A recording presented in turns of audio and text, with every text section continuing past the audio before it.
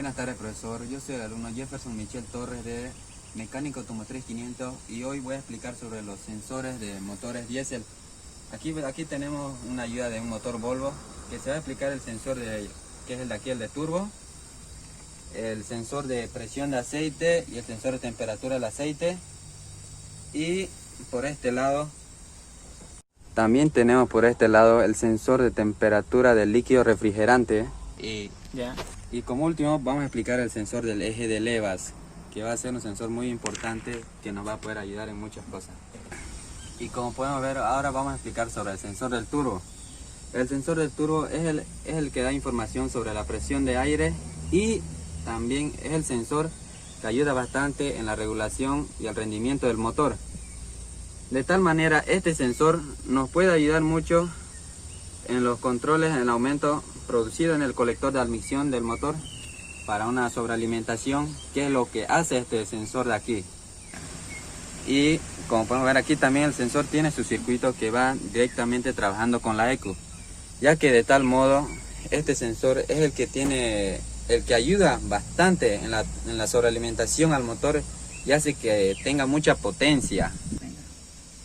Y como también vamos a seguir hablando de los siguientes sensores. Este sensor es el de la presión de aceite y este sensor es la temperatura de aceite del motor.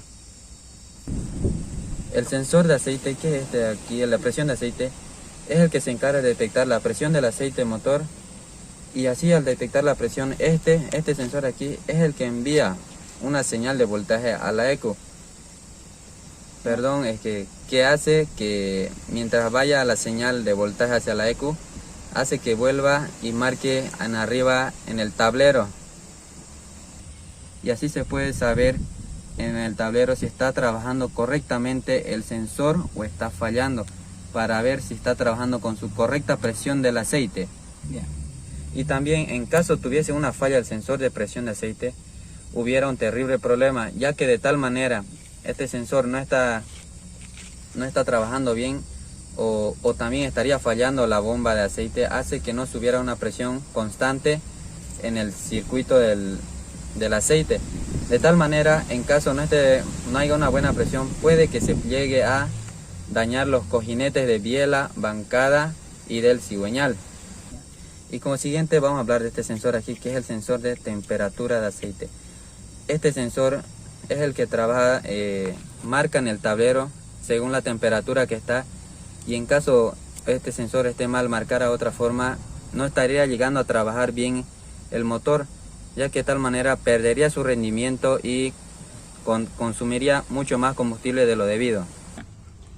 Como aquí también podemos ver, este de aquí es el sensor de temperatura del líquido refrigerante, que es un termistor que trabaja con la temperatura.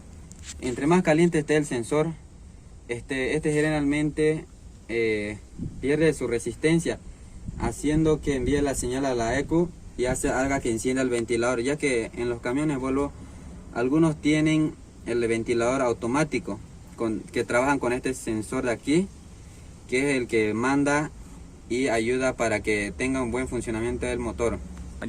Y bueno, aquí vamos a culminar con el último sensor, que es uno de los más importantes, que este sensor de aquí es el que se encarga de regular el encendido del motor. En caso este sensor esté fallando, va a haber unos problemas, unas averías, que va a aumentar el consumo del combustible. En los peores casos, si este sensor no trabaja, no puede arrancar el motor o arrancaría fallando. El sensor de eje de levas también es muy importante, ya que trabaja con el sensor del cigüeñal, ya que estos dos trabajan sincronizadamente para que haya un buen rendimiento del motor, y estos dos mandan una señal a la ECU para que logre dar el encendido del motor. Y también controla los cambios de velocidad, aumentando o disminuyendo ciertos parámetros. Controla el tiempo del encendido, que es muy importante esa parte.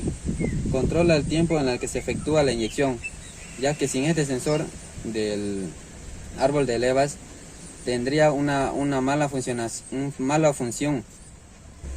Y también este sensor aquí trabaja o controla el tiempo del avance del motor. Y bueno, aquí es como culmina mi tutorial de sensores de motores diésel en un Volvo FH.